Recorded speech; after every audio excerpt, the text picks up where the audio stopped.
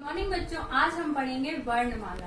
वर्णमाला वर्णों के निश्चित क्रम को हम वर्णमाला कहते हैं। हमारी हिंदी वर्णमाला में दो तरह के दो तरह के वर्ण होते हैं। पहला होता है स्वर और दूसरा होता है व्यंजन। तो पहले हम देखेंगे स्वर। स्वर हमारी हिंदी वर्णमाला में कुल 11 स्वर होते हैं। अ, आ, ई, उ, री, ऋषि, ए, ऐ, ओ, औ। तो ये कुल 11 स्वर होते हैं। हमारी जो हिंदी वर्णमाला है उसमें 11 स्वर होते हैं। उसके बाद हम देखेंगे व्यंजन। तो व्यंजन हमारे कितने होते हैं? 33 व्यंजन होते हैं। तो हम व्यंजन देखेंगे। क, ख, ग, घ, अंगा, च, छ, ज, झ, इया, ट, ठ, ड, ढ, ण, त, थ, द, ध, न, प, फ, ब, भ, म, य, र, ल, व, श, स, ह। ये टोटल कितने होते हैं? कुल 33 होते हैं। अभी आपको ये दो व्यंजन दिख रहे होंगे जो होते हैं ड़ और ढ। इनमें खाली एक डॉट का फर्क होता है। अगर हम यहाँ देखें द, तो ये है ड और ये है ड़, और ये है ढ और ये है ढ़। तो ये क्यों अलग होते हैं? हमारी व्यंजन जो वर्णमाला है उसमें ये दो व्यंजन अलग क्यों होते हैं? ये इसलिए अलग होते हैं क्योंकि इन दो व्यंजनों से कोई भी शब्द शुरू नहीं होता। या तो ये शब्दों के बीच में होते हैं या तो ये बाद में होते हैं। इसीलिए इनको हम अलग रखते हैं। हमारी जो व्यंजन है वो 33 हैं। अगर इन दोनों को मिला दिया जाए तो 35 हो जाते हैं, लेकिन इनको हम अलग रखते हैं क्योंकि इन दो व्यंजनों से कोई भी शब्द शुरू नहीं होता। ये या तो उसके शब्द के मध्य में आते हैं या आखिर में आते हैं। अब हम चलते हैं आगे।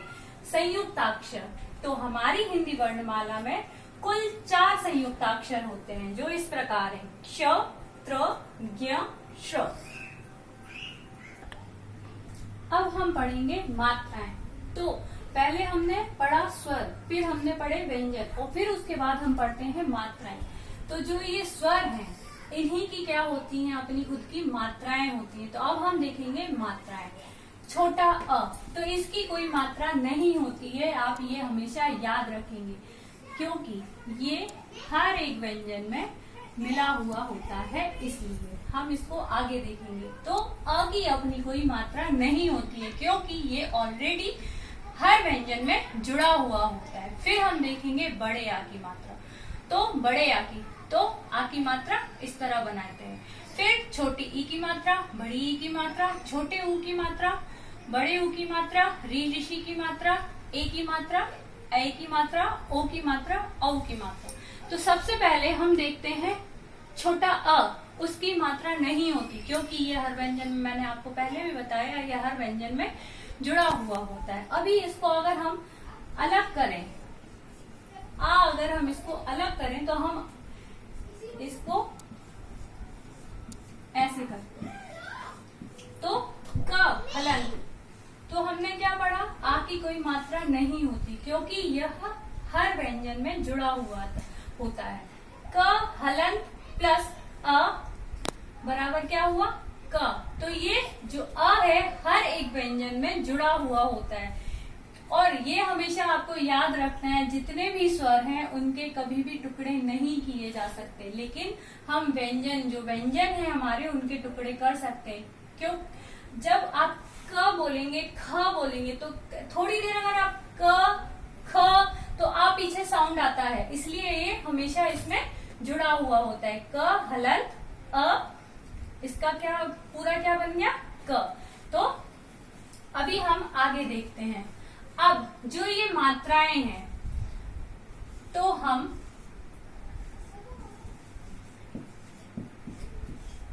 जितनी भी हमारी मात्राएं हैं जब हम व्यंजन पर लगा देते हैं तो क्या बन जाती है हमारी? 10 खड़ी। जैसे कि हम देखेंगे, एक कोई व्यंजन लेंगे, सपोज हमने लिया क। तो क में ऑलरेडी अ जुड़ा हुआ है, इसलिए हम इसकी कोई मात्रा नहीं लगाएंगे। उसके बाद हम देखेंगे अ की मात्रा, तो क में आ की मात्रा क, फिर छोटी ई की मात्रा, फिर का में बड़ी ई की मात्रा, फिर का में छोटे ऊ की मात्रा, का में बड़े ऊ की मात्रा, का में ऋषि की मात्रा, फिर का में ए की मात्रा, का में आई की मात्रा, का में ओ की मात्रा और का में औ की मात्रा। तो जब हम ये मात्राएं व्यंजन पर लगा देते हैं, किसी व्यंजन पर लगा देते हैं, तो ये हमारी क्या बनती है? 10 घड़ी। तो क, की, कु, क्र, के, को, कौ। तो हम जब मात्राएं किसी व्यंजन पर लगा देते हैं, किसी एक व्यंजन पर जब हम ये सारी मात्राएं लगाते हैं, तो हमारी क्या बनती है? 10 घड़ी। अच्छा, अभी हम ये री ऋषि वाली मात्रा देखेंगे, तो हर एक व्यंजन में री ऋषि की मात्रा नहीं लगती है।